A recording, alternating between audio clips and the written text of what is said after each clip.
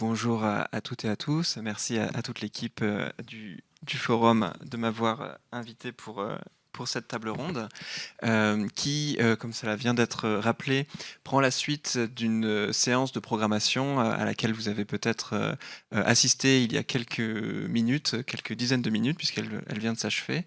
Et je voulais peut-être commencer la discussion de ce soir en vous rappelant peut-être brièvement, si vous n'avez pas vu les films, ou en vous aidant aussi à mettre des noms sur les images que vous avez vues, puisque parfois les génériques sont un peu rapides, et donc en vous représentant très brièvement les 5 films que vous venez de voir peut-être, ou que vous aurez probablement envie de rattraper si vous ne les avez pas déjà vus.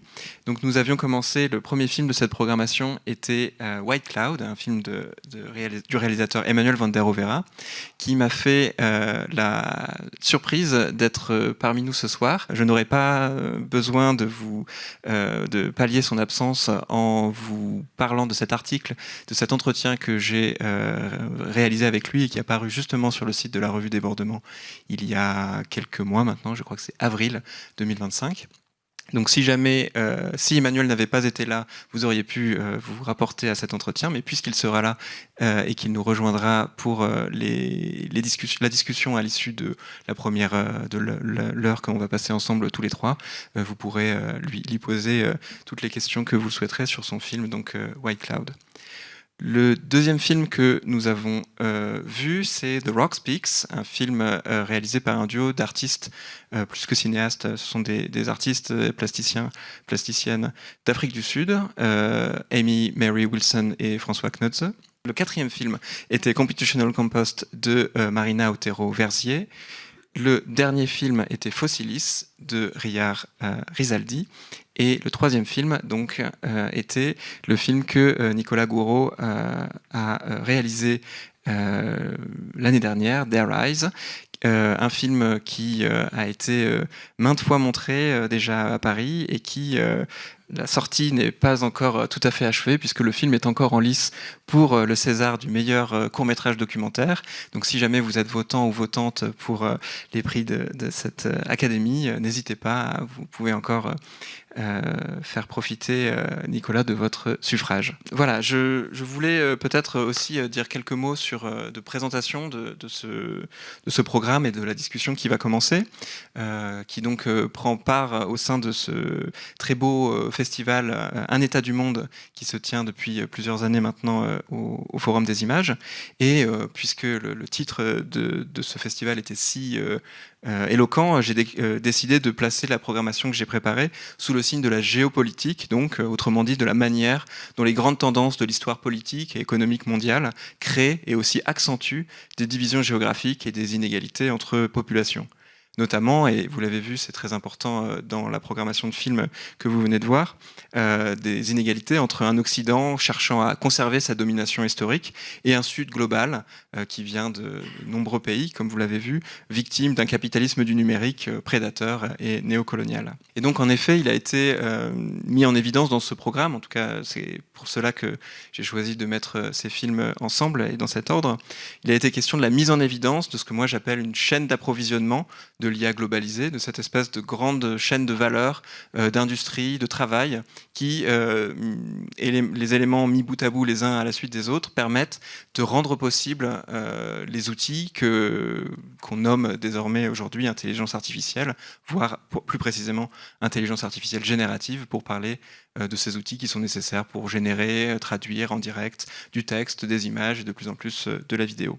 Et donc, en effet, ces films m'intéressent particulièrement parce que, en les considérant d'un point de vue matérialiste, comme j'essaye de le faire dans le cadre de mon post-doctorat, qui s'intitule Expropriation, une histoire matérialiste de l'intelligence artificielle par le film, il me semble important de mettre l'accent sur la notion d'intelligence artificielle, non pas comme une simple technique, l'idée n'est pas seulement de voir, même si c'est effectivement très important et intéressant de voir quelles ont été les avancées techniques, logicielles, informatiques qui rendent possible la génération d'images, mais l'idée de mon travail et de mon travail de programmation notamment, c'est de revenir un peu en amont de ce travail du software, si vous voulez, et de prendre un peu le temps de considérer le hardware. Donc, comme vous l'avez vu dans ce programme, j'ai essayé de mettre en avant un certain nombre de territoires, comme la mine de Bayanobo, celle que l'on voit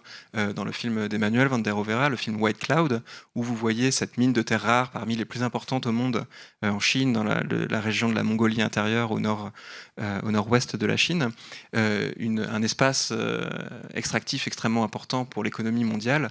Et je n'ai pas besoin de vous rappeler, comme j'aurais peut-être dû le faire il y a encore un an, le rôle important des terres rares dans la géopolitique internationale, puisque nous sommes désormais tous et toutes formés à connaître les territoires les plus importants pour cette ressource, par exemple le Groenland, comme il en a été question ces dernières semaines.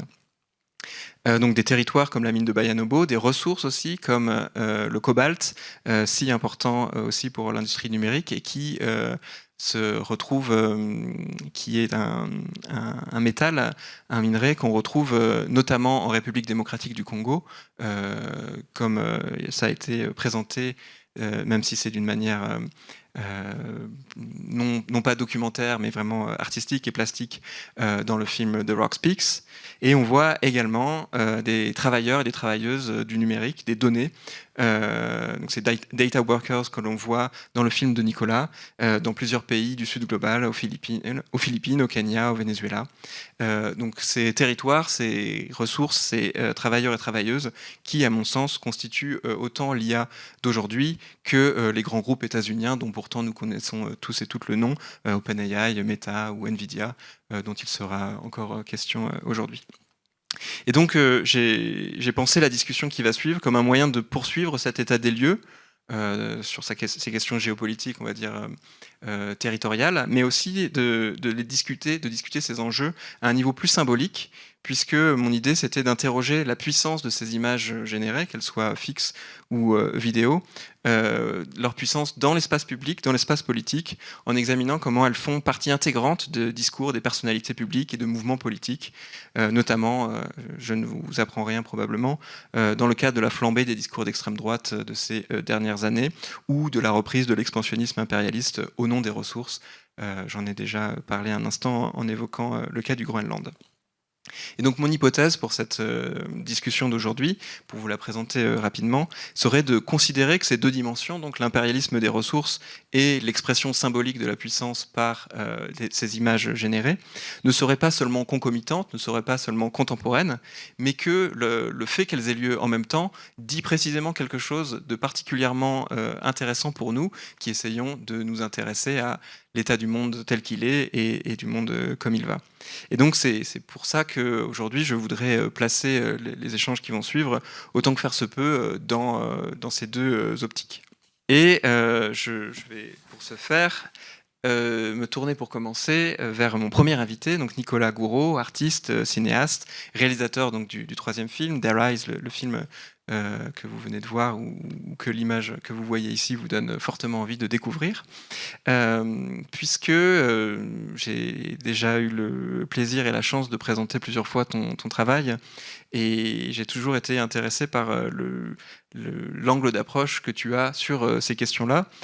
Notamment, toi, tu travailles à quelque chose qui va devenir une trilogie consacrée à la question des véhicules de conduite automatique dans l'espace public. Mais toi, tu proposes un décentrement, si l'on veut. Tu es assez loin des promesses des véhicules parfaitement autonomes telles qu'elles sont faites par les grands industriels de ce secteur. Et tes films montrent plutôt l'envers du décor de l'automatisation. Ils enquêtent du point de vue du travail nécessaire à rendre cette technologie possible. Donc peut-être pour commencer, je voudrais te poser une question assez ouverte où tu pourrais nous raconter un peu comment tu en es venu à travailler sur cet objet, qu'est-ce qui t'a amené à parler des véhicules autonomes dans ton premier film VO de 2020, et expliquer peut-être comment tu es venu de ce film à Their Eyes, donc ton dernier projet en date. Ouais, merci Barnabé, merci pour l'invitation, et bonjour à tous et à toutes. Donc oui, j'ai commencé en fait à un peu explorer ce champ de recherche avec un film précédent donc, qui s'appelle VO. En fait, je pense que je suis venu à à cet objet-là, en fait, des voitures autonomes, un peu de manière double, c'est-à-dire que d'un premier côté, en fait, c'était ce qui m'intéressait, c'était de regarder un peu le développement de machines autonomes, enfin de mécanique automatique, et de voir du coup la manière dont le travail humain était intégré dans ces dispositifs, donc de voir le rôle qui restait à l'humain dans des dispositifs qui étaient censés être automatiques. Et donc dans VO, en gros, le titre du film, c'est Véhicule Operator, et ça parle de personnes dont le métier était d'être assis au volant de voitures autonomes qui étaient entraînées sur des routes. Et donc leur boulot consistait à lâcher le volant et à laisser la voiture conduire toute seule et à à reprendre le contrôle en cas de défaillance. Et donc ce qui m'intéressait, c'était plus le rôle des travailleurs un peu invisibles dans ce dispositif-là, plutôt que la machine en tant que telle. Et aussi l'autre côté qui m'a arrêté sur ce dispositif, c'est le côté aussi, on va dire, cinématographique de l'objet voiture et du coup de tout on va dire, l'imaginaire que ça charrie autour de le rapport entre cinéma, mouvement, vitesse, espace, road trip, enfin toutes les connexions qu'il peut y avoir entre l'idée de la voiture et le cinéma. Donc je me disais qu'en fait la voiture autonome, c'était un peu une manière de relier à la fois un héritage du cinéma, je sais pas, des questionnements voilà, autour du mouvement, du paysage, de l'espace, etc. et de les actualiser avec des questions d'automatisation, de surveillance, parce que dans VO, il est aussi question de comment ces personnes qui sont au volant sont surveillées dans ce dispositif de la voiture test, donc de parler un peu de nouvelles manières, du nouveau monde en fait qui s'ouvre. Voilà, de faire une passerelle entre les deux. Et donc VO, en gros, pour faire rapide, c'était le point de départ, c'est un accident qu'il y a eu en 2018 entre une piétonne et une voiture, un taxi Uber, taxi autonome Uber. Donc la piétonne a été percutée, a été tuée par ce véhicule. Donc le film prend comme point de départ cet accident pour essayer de dévoiler le rôle des opérateurs de véhicules. Et quand je faisais les recherches pour VO, je me suis rendu compte qu'il y avait énormément de facteurs qui rentraient en compte dans l'accident. Et un des facteurs, c'était que la voiture, au moment de l'accident, n'a pas pu catégoriser la personne qui traversait comme humain, parce que cette personne ne traversait pas sur un passage piéton. Et qu'en fait, la voiture n'avait pas de catégorie humaine pour un humain qui était sur la route, qui n'était pas sur un passage piéton. Donc là, je me suis dit, ok, c'est quand même particulier comme manière d'envisager ce que c'est qu'un piéton. Et sur le coup, j'en ai pas fait grand-chose, mais ça m'a travaillé et je me suis demandé comment ces catégories, elles étaient décidées au départ et qui décidait de ces catégories et ensuite comment elles étaient intégrées dans le logiciel.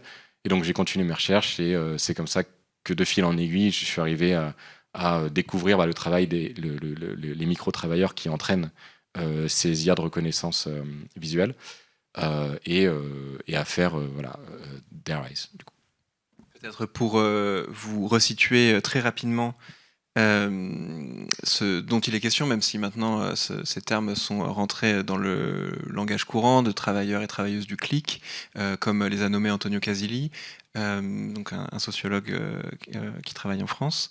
Le terme désormais plus approprié, puisque ces personnes qui travaillent souvent dans des conditions tout à fait déplorables dans des pays du Sud, comme ça a été le cas pour les personnes que tu as rencontrées dans ton film, préfèrent un autre terme. Elles ne font pas que cliquer, comme vous l'avez vu.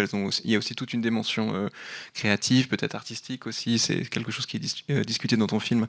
Donc elles préfèrent aussi, peut-être plus que le simple clic, parler du travail de données. C'est le cas aussi des personnes qui sont chargées de modérer les contenus des réseaux sociaux, qui doivent parfois malheureusement assister pendant des heures durant à des images extrêmement violentes pour pouvoir justement les identifier comme du contenu qui ne peut pas aller sur les réseaux sociaux. Donc c'est pas seulement un travail moteur, si vous voulez, c'est aussi un travail psychologique extrêmement parfois important et qui met dans un état de détresse aussi élevé. Et donc ce qui m'a intéressé lorsque j'ai découvert ton film, c'est que ça m'a amené à le voir au contact d'autres œuvres qui ne sont pas des œuvres filmiques mais des œuvres plastiques qui ont été montrées dans le cadre de l'exposition Le Monde selon l'IA à laquelle vous avez peut-être assisté au Jeu de Paume durant l'année dernière, où il y avait 2 œuvres qui parlaient aussi de ce travail des travailleurs et travailleuses des données.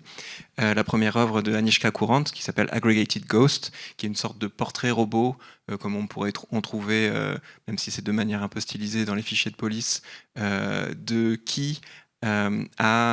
visage de centaines et centaines de travailleurs et travailleuses des données, dont l'artiste a essayé de recomposer ici une sorte de visage moyen, une sorte de forme comme ça, de fantôme qui serait caché derrière toutes les données qui sont utilisées par des utilisateurs et utilisatrices humains, mais aussi par les modèles d'apprentissage des intelligences artificielles. Et aussi une autre œuvre plus proche de la tienne, qui s'appelle Meta Office, Behind the Screens of Amazon Mechanical Turks, où le groupe d'artistes a choisi d'enquêter, un peu comme tu l'as fait, mais non pas par la voix, par l'image, sur ces travailleurs et travailleuses des données, en leur demandant, un peu comme tu le fais à la fin de ton film, de filmer leur lieu de travail, qui n'est pas du tout un lieu de bureau, mais qui est au contraire un espace privé, puisque ces personnes travaillent chez elles.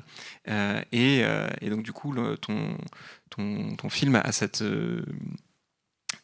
particularité qui moi m'a intéressé, c'est de montrer un travail extrêmement éclaté d'un point de vue géographique, mais du point de vue d'un espace particulièrement intime qui est la chambre ou le séjour, ou en tout cas de l'intérieur de la maison des travailleurs et travailleuses. Et tu me vois peut-être venir, mais ce qui m'a intéressé, c'est comment ton film, qui a une dimension si géographiquement large, puisque donc tu parles à des personnes qui travaillent dans plusieurs pays et des personnes pour qui la division internationale du travail est particulièrement importante, puisque vous les entendez à la fin discuter du fait que le salaire n'est pas égal à tâches similaires selon le pays dans lequel on se connecte pour effectuer cette tâche. Donc il y a tout un système d'organisation qui n'est pas vraiment, ou en tout cas qui est pré-syndical si on veut, où ces travailleurs et travailleuses discutent entre elles et eux pour connaître quels sont les meilleurs arrangements pour retirer le plus possible un salaire moins indécent de leur travail. Et donc cette dimension politique, géopolitique, me semble très prégnante dans le résultat final du film, alors que tu as réussi à la faire saillir seulement à partir d'espaces individuels.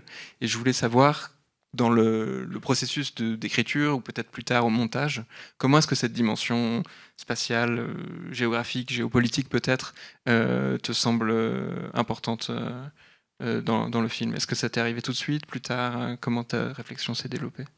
C'était un des axes qui me semblaient les plus frappants et les plus intéressants à explorer dès le départ. C'est-à-dire que, en fait, en faisant mes recherches, je suis tombé sur les articles au départ d'un chercheur allemand qui s'appelle Florian Schmidt, qui a écrit sur le sujet en 2018 à 2019, et qui expliquait une sorte de conjonction d'événements entre, d'un côté, la crise économique et politique qui frappait le Venezuela à l'époque, qui avait plongé énormément de personnes en fait dans la pauvreté et qui avait fait perdre à ces personnes leur emploi, et qui du coup les avait projetés dans des travails en ligne.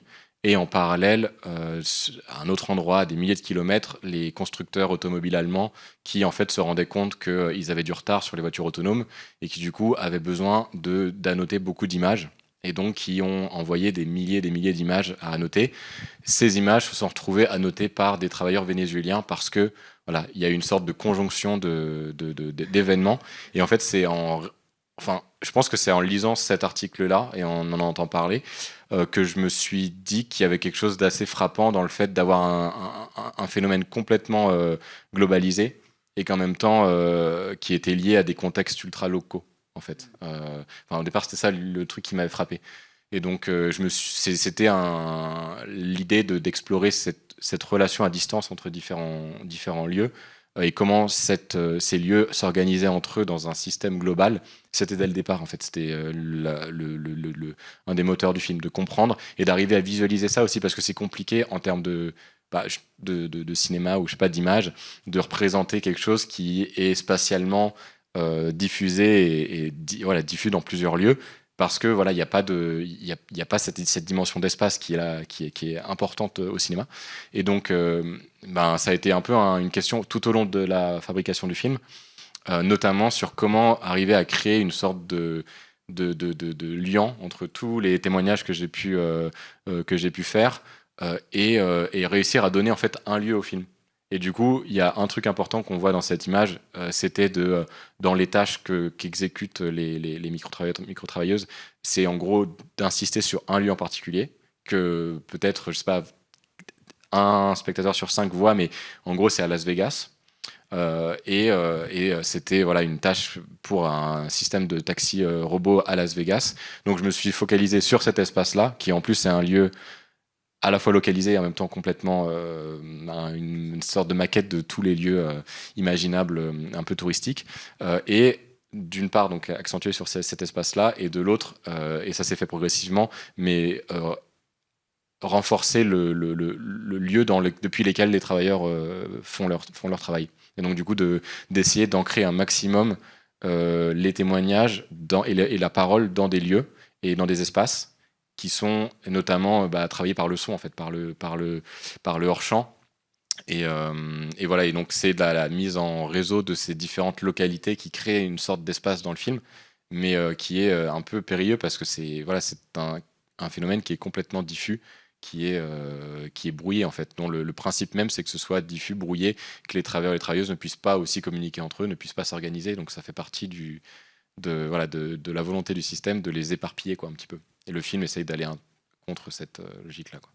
Merci Nicolas. Je me tourne maintenant vers la seconde invitée de cette discussion, donc Élodie Tamayo, je l'ai dit, maîtresse de conférence en études cinématographiques à l'École normale supérieure de Lyon.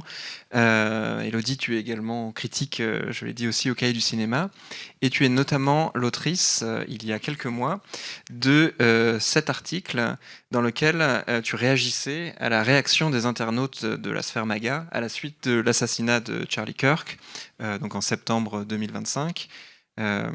Charlie Kirk était une figure montante de l'extrême droite conservatrice états-unienne. Était notamment l'animateur d'un podcast extrêmement suivi. Et donc il a été assassiné dans des circonstances toujours un peu troubles en septembre de l'année dernière, et rapidement des discussions et des théories du complot au sujet de son assassinat ont eu un très large écho aux États-Unis et ailleurs. Mais ce que cet épisode a mis en évidence, et c'est plutôt l'objet de ton article, Élodie, c'est que désormais la plupart des faits marquants de notre actualité politique, et notamment de l'actualité politique des États-Unis, sont illustrés quasiment instantanément par une flopée d'images qui constitue assez vite une sorte de doublure artificielle de l'événement réel, une reconstitution synthétique, comme tu as choisi de la nommer dans ton article, donc Charlie Kirk et l'évangile synthétique. Je remets l'image que tu avais choisie pour illustrer l'article. Et donc ce matériau d'images, je vous les laisse quand même pour vous édifier encore quelques secondes, pardon, où vous voyez des images parfaitement irréelles, contrefactuelles de Charlie Kirk rencontrant le pape d'alors, ou même arrivé au paradis avec sa casquette MAGA, rencontrer Jésus. Donc ce matériau qu'on appelle désormais le SLOP, le AI SLOP, ce terme important a été élu mot de l'année par le journal Times en 2025. Il désigne ce contenu numérique conçu en très grande quantité et souvent en très faible qualité, comme vous le voyez parfois ici, pour être déversé sur les réseaux sociaux et donc pour accompagner les prises de position de personnes utilisant ces réseaux sociaux. C'est quelque chose qui s'est notamment massifié sur Twitter, anciennement Twitter, désormais X, puisque l'intelligence artificielle de Elon Musk, Grok, qui est intégrée à X, permet quasiment de manière directe la réalisation de ces images. Mais ce qui m'avait frappé dans ton interprétation de ces images, c'est ton intérêt pour la facture visuelle de ces images, des sortes de vignettes, auxquels tu cherches des comparants historiques. Tu en proposes plusieurs. Le péplum hollywoodien, qui est assez évident, effectivement. Je remets à nouveau des images de Jésus en toge, où on peut revoir, par exemple, on peut avoir des réminiscences du film La Tentation du Christ de Mel Gibson en 2004, qui représentait justement la figure christique. Mais donc le péplum, mais aussi tu revenais à d'autres formes plus anciennes encore et peut-être plus intrigantes, en tout cas qui moi m'avaient intrigué. Tu avais comparé ces images, et notamment celle-ci, à la forme du vitrail. Et tu étais revenu sur l'histoire de cette forme qui provient de la cathédrale gothique. Et je voulais, même si j'ai lu ton article et j'ai acquiescé à ton explication, mais je voulais que tu nous représentes peut-être cette intuition qui me paraît assez intéressante, et ensuite je t'interrogerai brièvement là-dessus. Merci et bonsoir. Et donc oui, pour revenir sur cet événement et sur cette comparaison des images donc produites, générées par IA à un vitrail synthétique ou un vitrail artificiel, ça vient d'un faisceau de facteurs ou de rapprochements, mais peut-être que le point de départ, c'était que je me demandais, donc parmi toutes ces images évangélistes qui surgissaient dans les IA, qu'est-ce que cette technologie permettait en matière de renouvellement des imaginaires posthume et eschatologique associé donc à l'histoire de l'art chrétien. Et donc notamment, il y avait au moment de la mort de Charlie Kirk cette idée qu'on pouvait tuer le messager, mais pas le message. Mais qui s'accompagnait tout de suite d'un démenti qui était que finalement on tuait même pas le messager, puisque celui-ci avait une continuité du coup posthume, synthétique, générée par les IA, et donc c'était à la fois visuel et sonore, puisqu'il y avait des speeches en fait post-mortem qui avaient été générés et notamment diffusés dans des lieux de culte. Dans des... la vidéo, mais... et donc, il y a notamment cette idée concrète de la circulation de ces images dans des lieux de culte qui m'ont fait penser à l'environnement du vitrail. Et d'autre part, cette idée qu'on allait du coup prêter à des corps, en l'occurrence là, à des corps morts, des qualités qu'on prête habituellement au corps glorieux du Christ ressuscité. Donc des qualités d'ubiquité, de représentation diaphane, de représentation métamorphique, de présence, mais dans des espaces... dans tout type d'espace, dans des présences du coup déconnectées d'un fond, par exemple, ou d'un fond potentiellement illimité. Et cet aspect glorieux, finalement, il est assez proche de certaines qualités qu'on prête, à tort, hein, potentiellement, mais qu'on prête au virtuel. Et en particulier à l'idée qu'au plus un corps est virtuel, au plus il est réel. En tout cas, c'est comme ça qu'on peut l'entendre dans la théologie chrétienne. Le corps du Christ est ressuscité et hyper virtuel, et de fait du coup hyper performant. C'est le corps le plus puissant, quoi.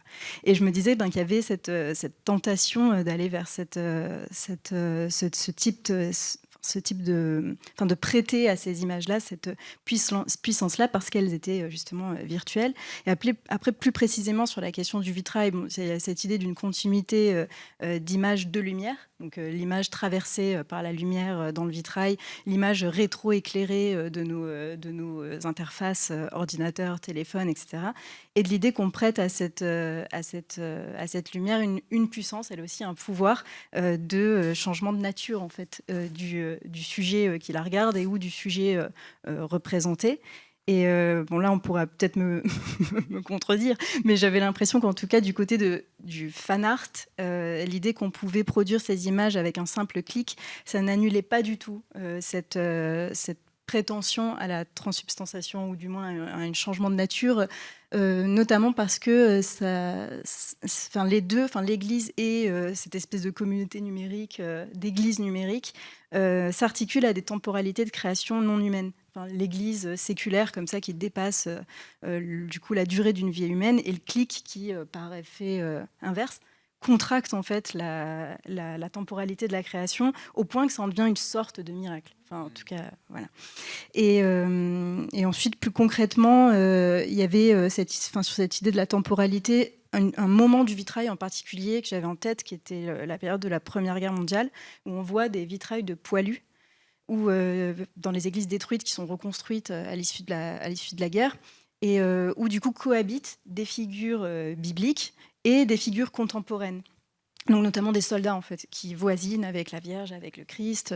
Et donc cette façon-là de synthétiser les temps, de faire cohabiter présent, passé biblique et futur eschatologique, enfin de l'après, de la fin du temps, me paraissait hyper représentative de ces images qui représentent clairement ça, le cœur contemporain avec le Christ du passé ou avec le Christ du futur.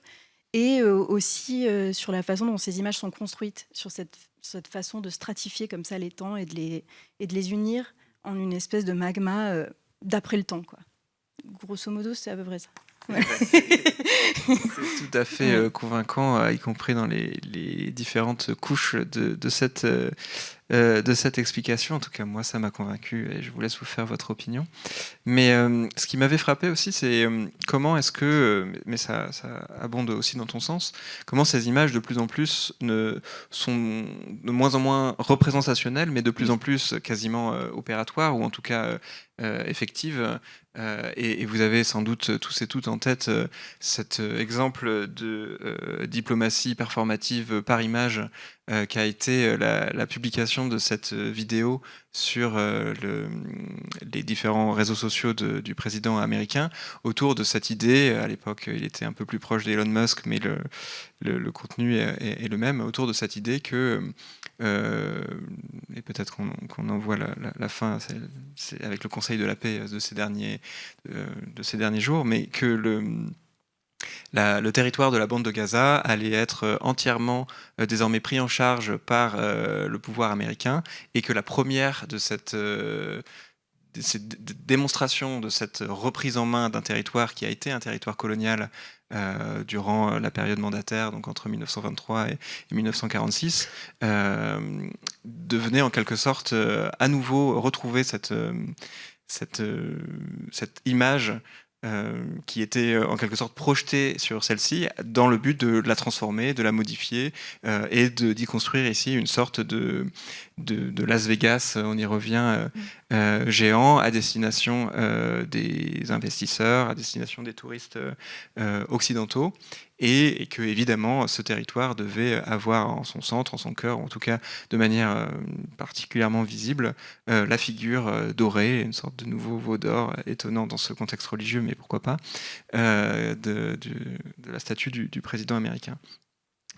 Fast forward à quelques jours, une nouvelle photographie a été partagée sur le compte du même individu, qui cette fois montrait de manière beaucoup plus directe une sorte de visualisation quasiment instantanée de son désir de puissance, du désir expansionniste des États-Unis vis-à-vis de ses voisins. Donc mystérieusement, le Mexique est ici laissé tranquille, alors que c'est pas le cas de toutes les représentations. Mais le Canada, le Groenland et le Venezuela, vous avez vu, sont passés sous drapeau américain.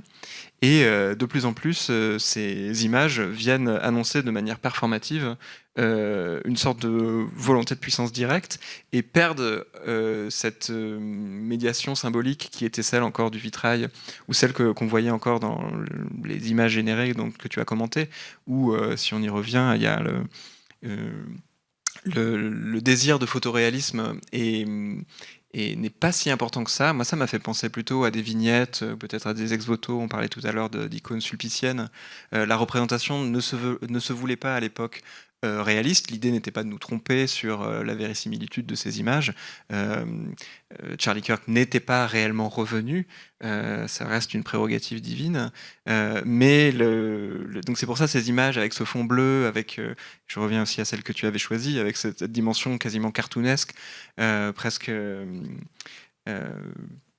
oui, presque de dessin,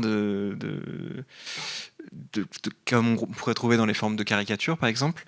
Ces formes-là sont presque déjà datées, ont presque déjà disparu au profit de formes beaucoup plus directes, ici beaucoup plus crues. Ici, vous voyez bien comment l'image ressemble c'est une image générée, et elle ressemble à une photographie prise sur le vif, comme si ces chefs d'État européens s'étaient retrouvés devant le président américain pour écouter cette annexion de fait. Et je voulais avoir ton opinion sur Est-ce que tu penses que l'âge de ces de ces slopes cartoonesques est définitivement derrière nous et que le moment du AI vitrail a été de courte durée. Comment est-ce que tu considères ces nouvelles images et en relation avec celles-ci?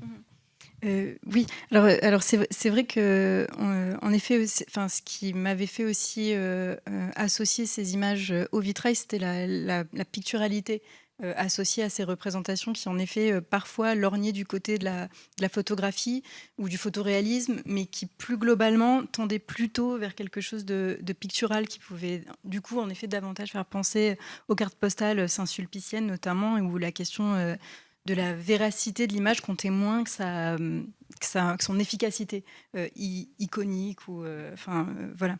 À cet endroit-là, c'est vrai que l'image, la dernière image que tu as montrée, elle se situe vraiment à un autre endroit.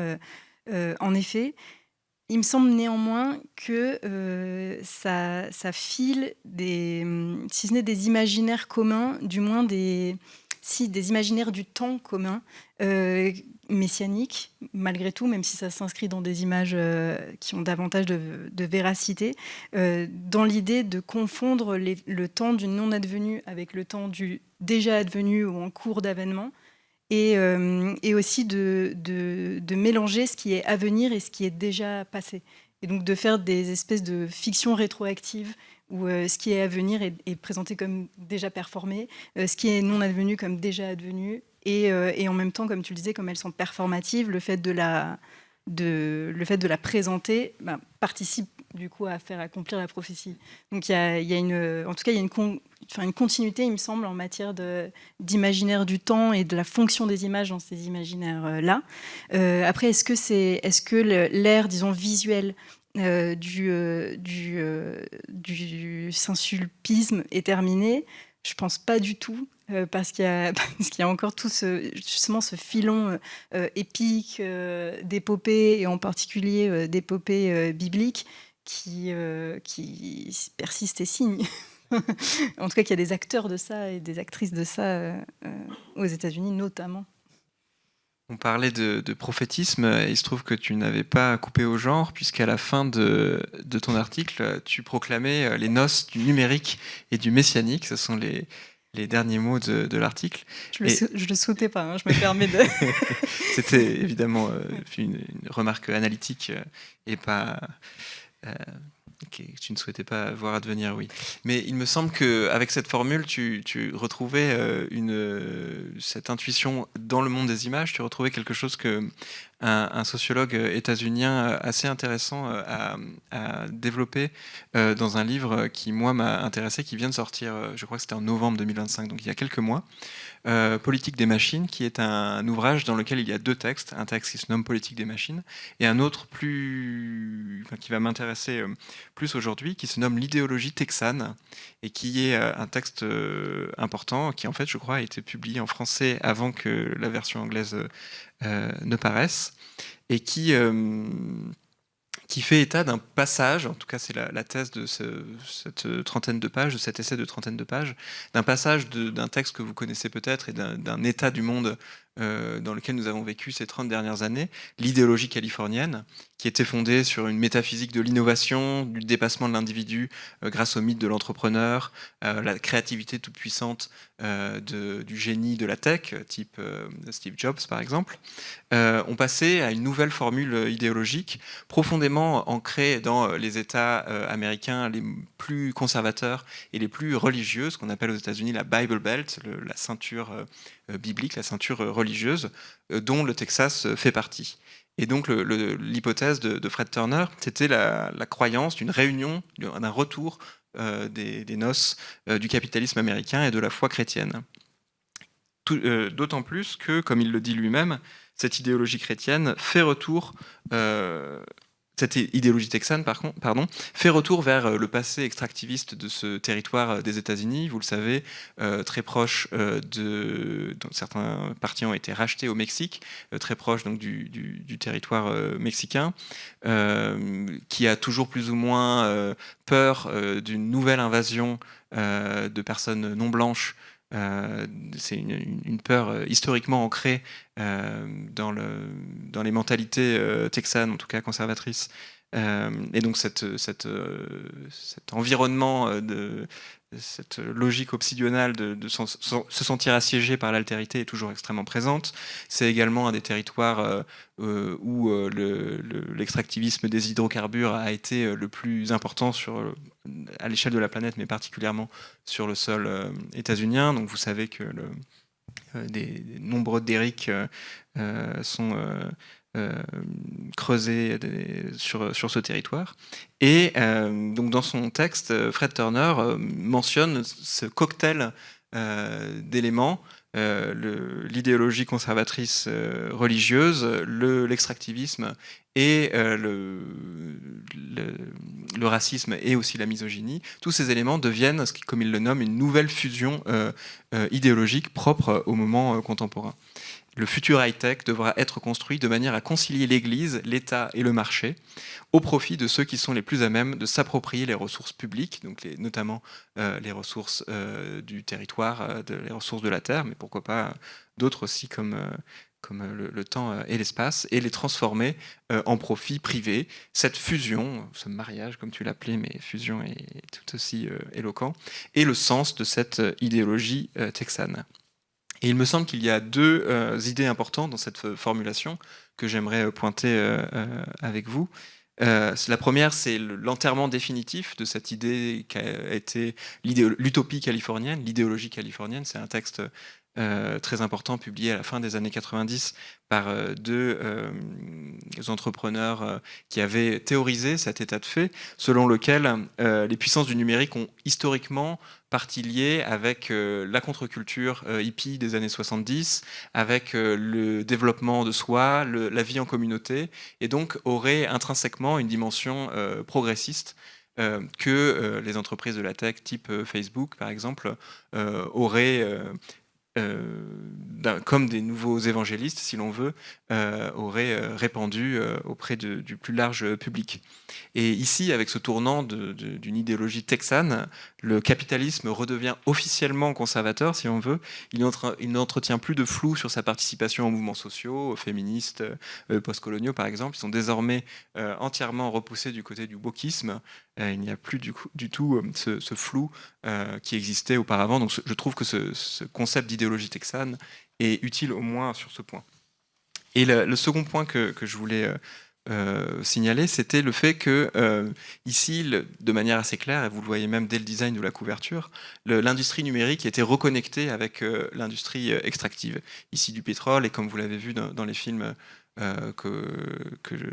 auquel vous avez assisté précédemment, c'est aussi tout un ensemble de minerais, de terres qui participent à cette économie-là.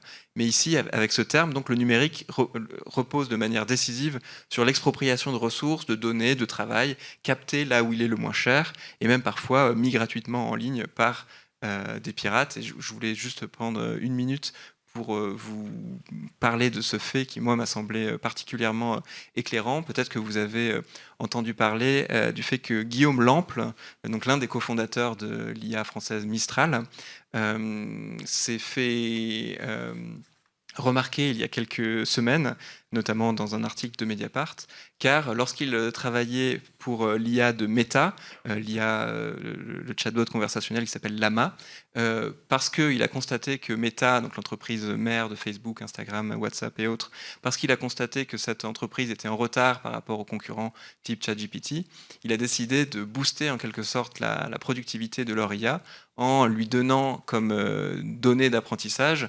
l'intégralité des ressources, des livres qui avaient été compilés par une communauté Internet de pirates, en tout cas de personnes qui tentent de rendre le travail, notamment le travail de l'esprit, accessible à tous et à toutes de manière gratuite.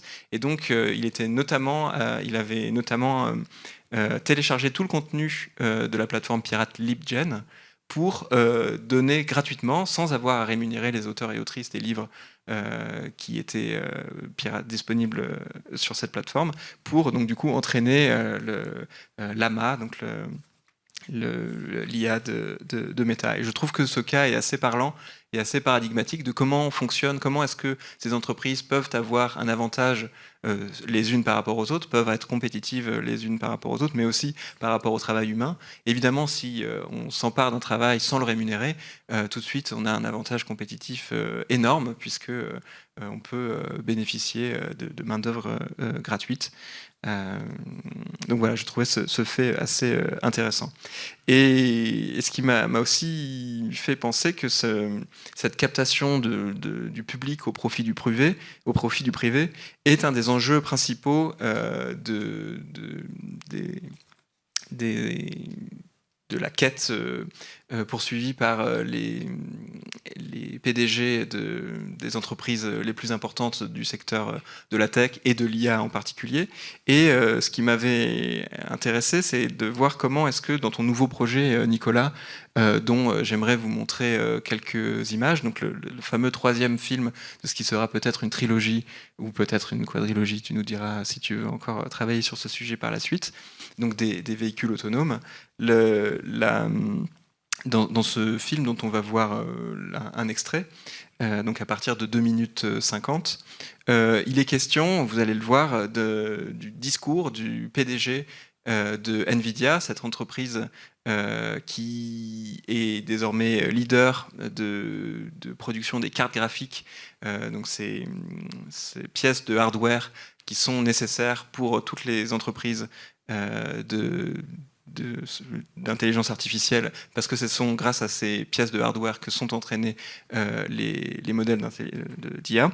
Le PDG, donc Jensen Huang, démontre comment, et tu vas peut-être nous présenter le projet en 2 mots, il démontre comment il est nécessaire pour que ces technologies adviennent de capter la planète, et peut-être même, comme le suggère ici ce montage sur 5 écrans, de la rédupliquer. Il nous faut plusieurs planètes Terre pour parvenir à ce projet fou d'entraîner les modèles, et il faut aussi plus d'heures qu'il y en a dans une journée. 24 heures ne suffiront pas pour entraîner ces modèles pour qu'ils soient prêts à temps pour leur usage industriel, mais il faut accélérer, et il faut étendre, il faut scale, comme il le dit à un moment dans son discours. Il faut désormais que chaque journée fasse 200 000 heures pour que l'on puisse entraîner suffisamment rapidement ces modèles. Je te laisse peut-être nous dire quelques mots de ce projet, et ensuite on verra l'extrait de 8 minutes environ. Oui, et c'est un film qui est un peu dans la... Enfin, c'est pas un film, c'est présenté dans une installation vidéo en 5 écrans. Mais l'idée, c'était un petit peu de réfléchir à cette dimension que, donc, en partant des voitures autonomes, parce que c'était un peu le fil rouge de tous ces projets, voir comment est-ce qu'elles sont entraînées dans des doubles virtuels en fait, du réel, ce qu'on appelle des digital twins, des jumeaux virtuels. Comment est-ce que ces doubles virtuels étaient utilisés pour démultiplier les cas de figure et les exemples à partir desquels pouvait apprendre la machine. Et donc le film de 200 000 heures par jour, c'est un peu une sorte de compare les échelles de temps entre le temps minéral qui sert à construire, à concevoir une carte graphique. Donc c'est un peu le fil rouge, c'est aussi la construction d'une carte graphique NVIDIA. Et le temps, les millions d'années qui ont présidé à la formation de ces minerais, qui sont ensuite extraits à une vitesse de plus en plus rapide pour créer ces outils, ces objets qui sont des cartes graphiques, qui servent derrière à créer des doubles virtuels du monde pour accélérer le développement de véhicules autonomes, mais pas que. De plus en plus, maintenant, le nouveau leitmotiv des gourous un peu de l'IA, c'est plus la robotique, donc les robots humanoïdes, avec maintenant les voitures autonomes, c'est devenu quelque chose c'est devenu banal. Donc maintenant, la nouvelle frontière pour eux, c'est le robot humanoïde qui peut venir faire les courses et passer le balai chez tout un chacun. Et donc Nvidia est un peu à la pointe de ce développement-là. Et donc dans le projet, il y a aussi cette dimension messianique dont on parlait, avec le speech qui est fait par Jensen Huang, qui est le PDG en fait de Nvidia, qui est devant une foule et qui explique un peu les prouesses et l'accélération que permet ses cartes graphiques, quoi. Donc il y a cette idée aussi d'accélérer le temps de démultiplier les mondes pour aller de plus en plus vite vers une sorte d'objectif. On ne sait pas exactement lequel il est, mais en tout cas, il y a l'idée qu'il n'y a pas assez de temps et qu'il faut aller de plus en plus vite. Et que et qu'il y a aussi une excitation par rapport à ça. C'est-à-dire que quand il parle, ce qui était intéressant aussi dans le projet, j'ai compilé un peu des keynotes, donc c'est des speeches qu'il donne à son auditoire entre, on va dire, 2009 et 2025-2024. Et on voit vraiment la progression, la scène qui grandit, les moyens qui sont décuplés, l'écran derrière lui qui devient un écran monumental, son personnage aussi qui se transforme, il devient de plus en plus viril en fait. Maintenant il arbore une veste en cuir mélangée avec un petit peu de paillettes, mais qui reste quand même quelque chose d'assez de très qui se veut charismatique dans une forme de virilité. Et donc il y a la mise en scène de ce personnage là avec son discours autour de l'accélération du temps pour arriver le plus vite possible quelque part. Voilà. Peut-être moins qu'une question qu'une remarque, je suis assez admiratif du fait que ce film démontre que l'intuition que tu avais eue de partir sur la question du véhicule, de partir sur la voiture comme objet important de l'intelligence artificielle, il y a déjà 6 ans maintenant, était une façon particulièrement maligne de retrouver ici dans le discours de Jensen Huang tout ce discours sur l'accélération, sur quelque chose qui est profondément ancré dans l'imaginaire de la voiture, dans l'imaginaire de la consommation aussi, dans l'imaginaire du fait qu'on va quelque part pour découvrir quelque chose de nouveau. C'est fondamentalement inscrit dans le logiciel états-unien de la frontière, de la voiture, de l'autoroute qui nous mène vers des territoires encore non découverts, et que ici, dans sa manière de mettre en avant le fait qu'il faut accélérer, qu'il faut aller quelque part, on retrouve en fait tout ce qu'il y a de l'idéologie consumériste, texane et profondément hydrocarburée aussi, peut-être aussi, et je trouve que ça fonctionne particulièrement bien dans ce 3e film. Donc voilà, je ne sais pas si c'est quelque chose que tu avais consciemment orchestré ou...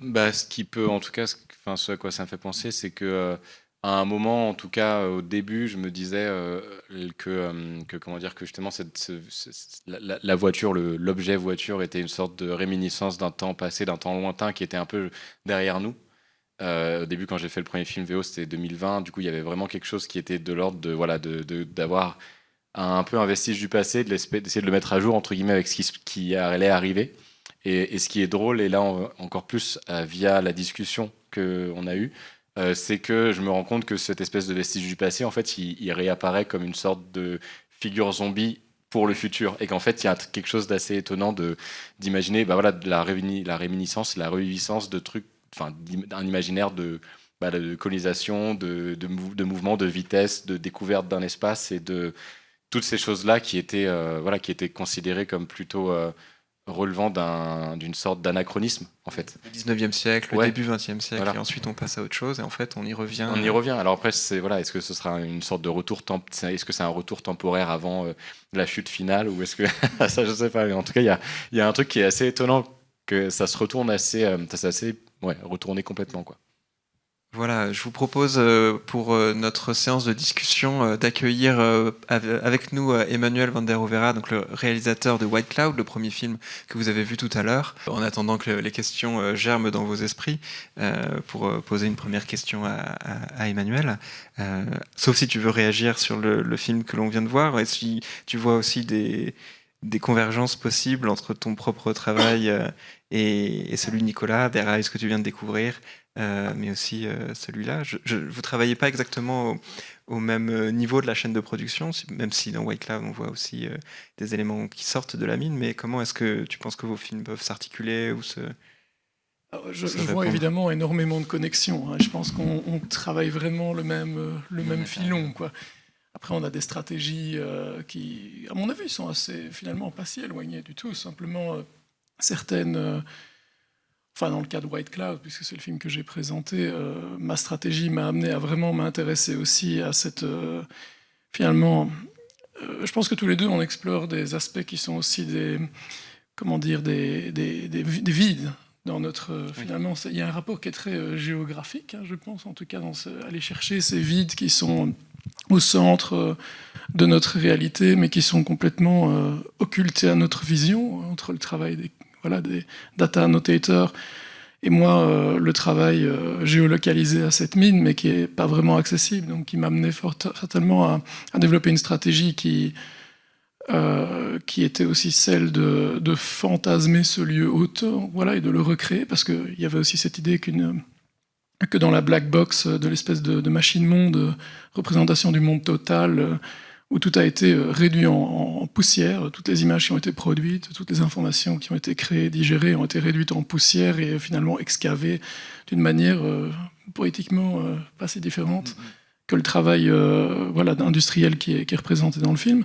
Donc il y avait là essayer d'aller faire ressortir une image en négatif de ce que peut potentiellement être. Donc il y avait évidemment aussi cette espèce de volonté de s'approcher de quelque chose qui est presque inatteignable, qui est dans une distance extrême. Et je pense que je suis arrivé au même motif finalement de la chaîne de montage, chaîne de montage qui maintenant est vraiment l'image qui est inéchappable pour moi. Donc évidemment, quand je vois les dernières images du nouveau projet, je me suis assez dirigé dans certaines de mes pistes actuelles, un peu sur les mêmes terrains, en tout cas sur Nvidia, bien sûr des entreprises comme Palantir, ce qui m'amène aussi à l'accélérationnisme, au dark enlightenment et à tous ces environnements intéressants.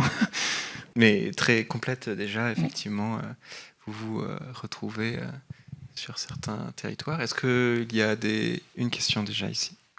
Oui, c'est très intéressant. Ça fait très très peur tout ça. Est-ce qu'on peut espérer qu'un jour l'IA soit au service de la protection de l'environnement, de la planète? Parce que je pense que tout ça, c'est avec l'arrivée de Trump et l'hypercapitalisme, l'hyper-rapidité de tout, l'hyper-extractivisme, etc.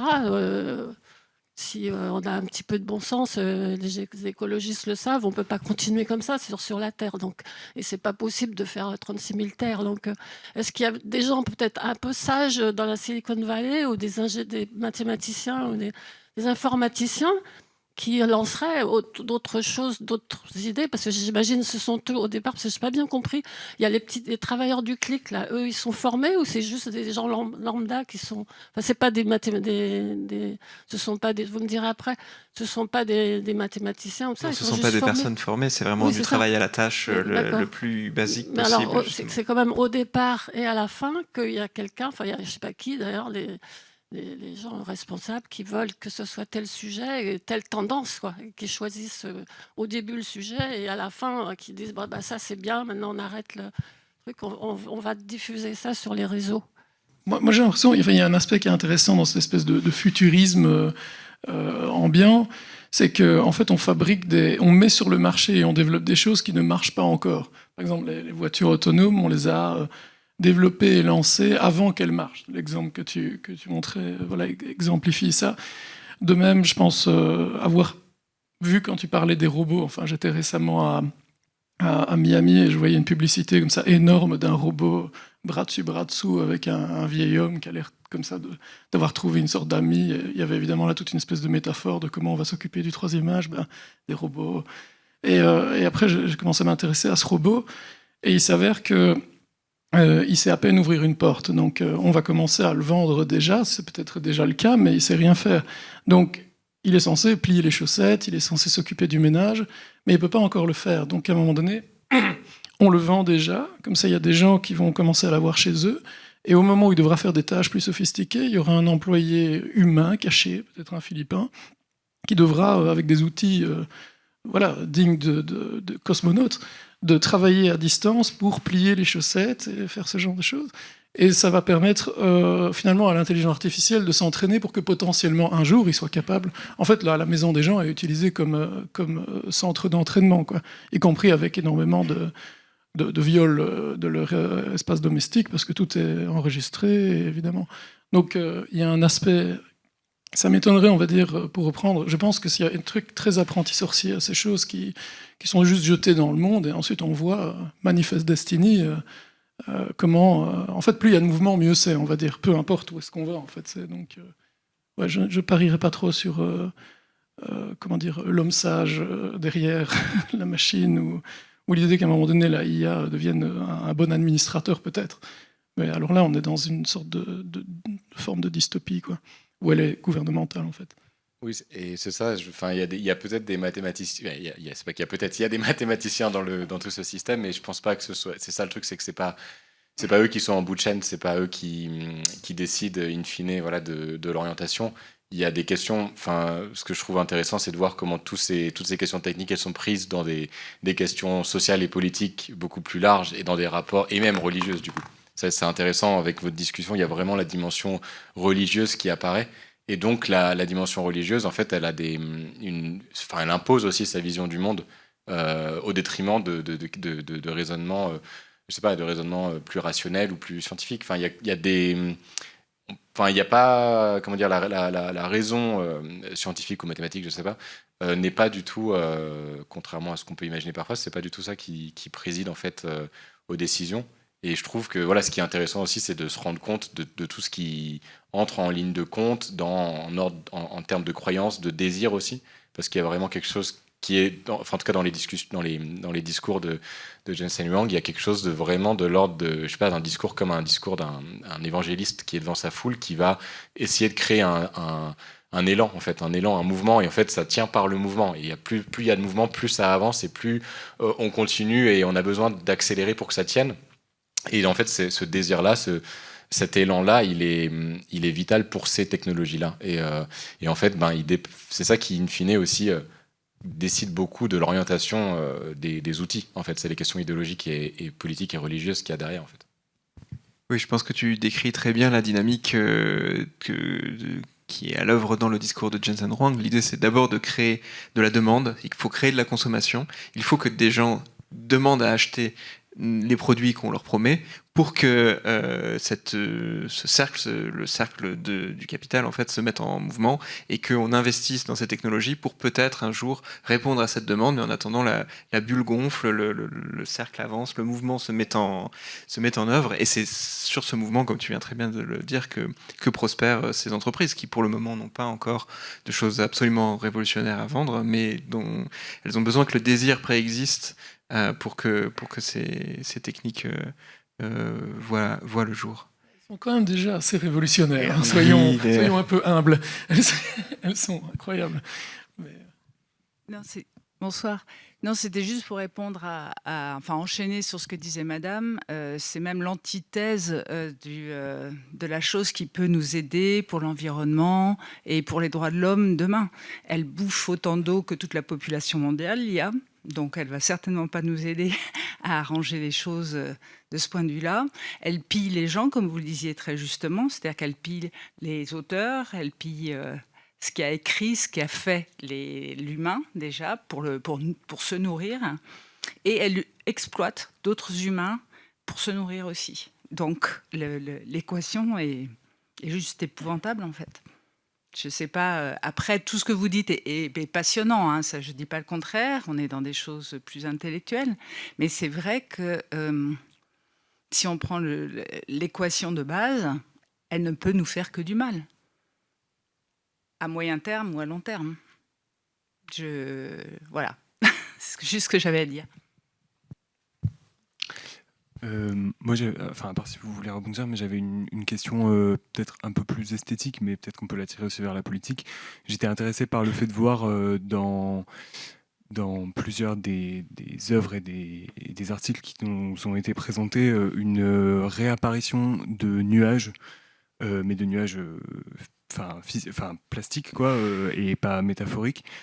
Du coup, ça concerne peut-être surtout le travail d'Elodie Tamayo sur la mort de Charlie Kirk et celui d'Emmanuel Van der Oera, pardon.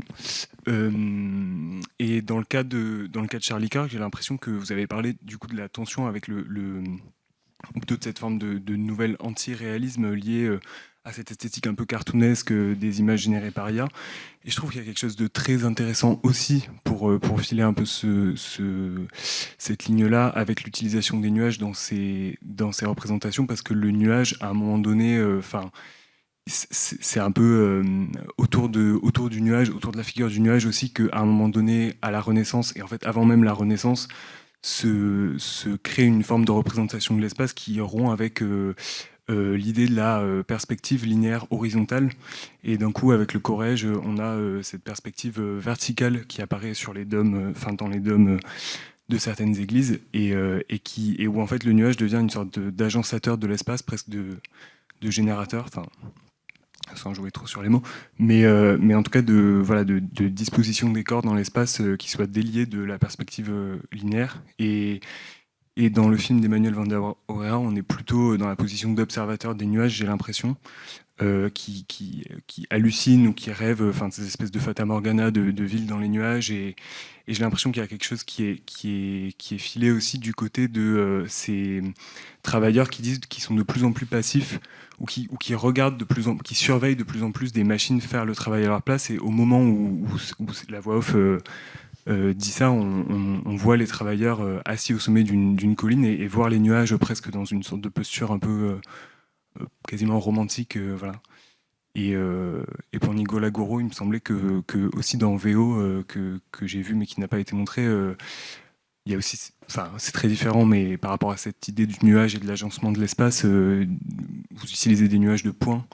En tout cas, sur ce qui est de ce sujet-là, de la représentation synthétique de la vie posthume de Charlie Kirk, oui, en tout cas, j'abonde complètement dans le sens de cette remarque, et notamment parce qu'en effet, il est beaucoup question dans ces images de perspective verticale et de représentation aussi, du coup, d'échelle d'autorité dans les figures, et aussi d'une colorimétrie associée à l'IA qui va à l'encontre de la plupart des films programmés dans la séance précédente, qui tiraient justement vers la matérialité de l'IA, vers du coup l'obscurité des mines, ou vers la question de l'écocide et donc du vert. Et là, on est vraiment dans un bleu qui n'est pas le bleu de la nature, mais vraiment le bleu de la puissance céleste, et ce qui renvoie du coup à la mystification associée à la fabrication de ces images, parce qu'on est aussi juste dans du cloud au sens internet du terme, quoi, qui est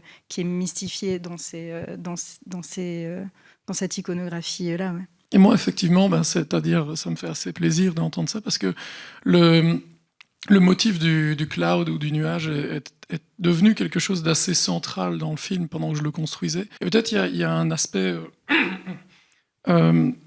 évidemment, l'image de cette conspiration assez charmante de ces villes qui apparaissent, qui deviendraient un peu comme des portes spatio-temporelles sur un futur, ou alors le monde tel qu'il est encodé dans le cloud.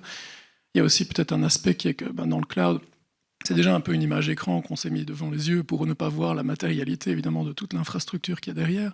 Il n'y a rien c'est assez inoffensif, un nuage, et c'est éthéré, et ça n'a pas de consistance.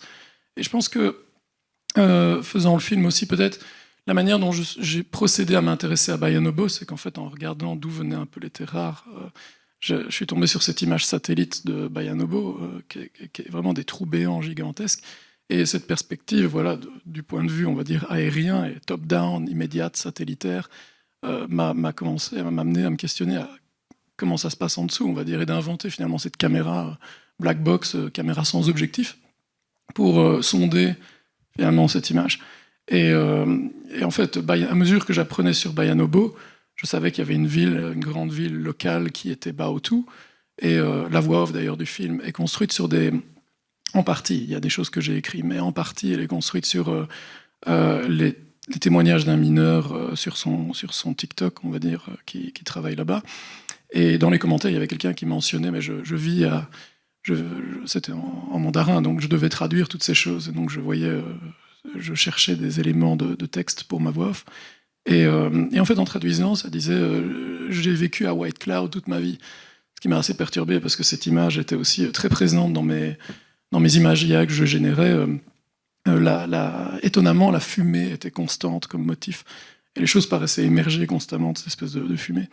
Et en fait, je me suis rendu compte que Baotou en fait, White Cloud, nuage blanc, est une traduction littérale de Baotou. Donc ça a été vraiment le moment un peu où j'ai trouvé le titre du film, et aussi où trouver cette espèce de distance qui est que la mine qu'on voit, la situation qui est dépeinte dans le film n'est pas Bayanobo, c'est une espèce de versant halluciné ou quelque chose qui est peut-être son équivalent dans le monde parallèle ou dans un futur lointain ou dans un espèce il y a vraiment quelque chose sur la post-vérité aussi dans cette approche de documentaire où on est obligé de composer avec cette inquiétante étrangeté.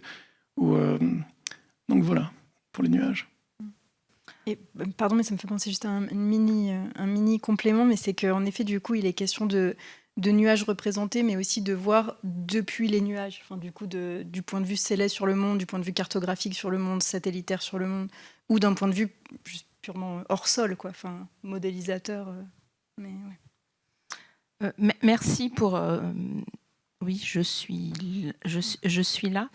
J'avais 2 commentaires. Alors, quand vous avez présenté la voiture autonome ou ce qu'elle pourrait être, je n'ai pas pu m'empêcher de penser à Thelma et Louise, cette folle épopée. Donc on va vers quelque chose, on ne sait pas où on y va, mais on y va. Donc j'aurais envie probablement que cette voiture IA, elle se termine aussi, elle explose, même si les motifs ne sont pas les mêmes. Deuxième chose, vous avez utilisé, alors je ne connais pas votre nom, mais le monsieur qui est à gauche, le terme de croyance pour l'IA. Et c'est vrai que je suis frappée dans les discussions que je peux avoir autour de moi par cette sorte de passivité qu'ont les gens, je trouve, à l'égard de l'IA. La méconnaissance, effectivement, il y a très peu de gens qui savent que ce sont des données humaines en fait qu'il faut s'entraîner. Et voilà, donc qu'est-ce qui pourrait être fait, même si ce n'est pas forcément le lieu ici pour en discuter, mais et je partage bien évidemment toutes les réserves quant à l'épuisement des ressources, qu'elles soient eau. Donc voilà, est-ce que les gens, est-ce qu'on ne pourrait pas faire de la pédagogie un peu pour sensibiliser à ce qu'est l'IA? Et d'abord, je trouve que le mot même d'IA, d'intelligence artificielle, est très mal choisi. Ce n'est pas de l'intelligence au jour d'aujourd'hui. Donc c'est des données humaines qui ont été traitées, c'est de la métadonnée, mais à ce jour, ce n'est rien d'autre. Donc c'était plus des commentaires que des questions ou autres. Merci, si vous avez des éléments. Sur la passivité, je ne sais pas si c'est de la passivité ou au contraire, il y a une grosse activité de la part d'un certain nombre d'acteurs qui sont les acteurs dont on a parlé, les Facebook, Meta, Nvidia, Google, etc., OpenAI.